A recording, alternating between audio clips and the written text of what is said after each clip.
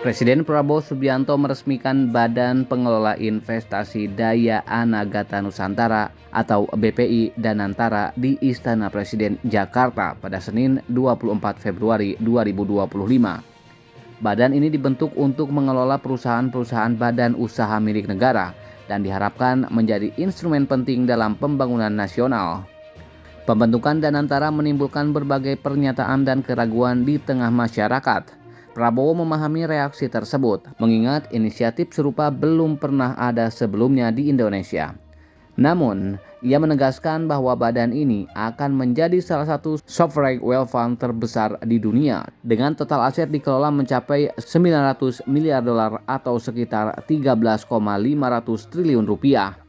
Danantara tidak hanya berfungsi sebagai pengelola dana investasi, tetapi juga sebagai alat strategis untuk mengubah cara Indonesia mengelola kekayaan nasional. Prabowo menekankan bahwa badan ini akan berperan dalam meningkatkan kesejahteraan masyarakat melalui pengelolaan aset negara yang lebih efisien dan transparan. Sebagai langkah awal, pemerintah akan mengalokasikan 20 miliar US dollar atau sekitar 300 triliun rupiah dalam gelombang pertama investasi Danantara. Dana ini akan digunakan untuk mendanai sekitar 20 proyek strategis nasional yang mencakup berbagai sektor utama seperti hilirisasi industri nikel, bauksit, dan tembaga, pembangunan pusat data kecerdasan buatan, pengembangan kilang minyak, industri petrokimia, serta proyek-proyek ketahanan pangan, akuakultur, dan energi terbarukan. Anggaran besar ini menurut Prabowo merupakan hasil dari upaya efisiensi yang telah dilakukan pemerintahan dalam 100 hari pertama kepemimpinannya. Ia mengklaim bahwa dana tersebut diperoleh dari penghematan yang sebelumnya terhambat oleh inefisiensi, korupsi, dan belanja yang kurang tepat sasaran. Dengan mekanisme baru yang diterapkan melalui Danantara, pemerintah optimistis pengelolaan keuangan negara akan lebih terarah dan berdampak positif bagi perekonomian nasional.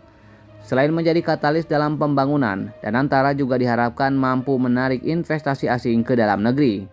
Dengan sistem pengelolaan yang transparan dan profesional, badan ini akan menjadi salah satu kekuatan ekonomi baru yang mendorong pertumbuhan jangka panjang. Prabowo menegaskan bahwa pengawasan terhadap Danantara akan dilakukan secara ketat.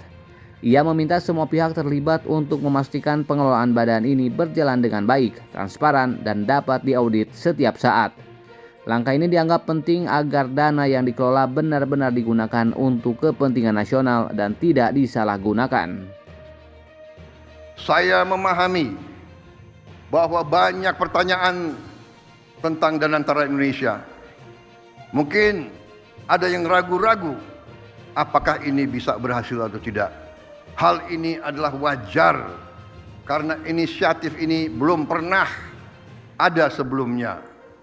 Namun hari ini seluruh rakyat Indonesia patut berbangga karena dengan total aset lebih dari 900 miliar dolar Amerika, Danantara Indonesia akan menjadi salah satu dana kekayaan atau sovereign wealth fund negara terbesar di dunia.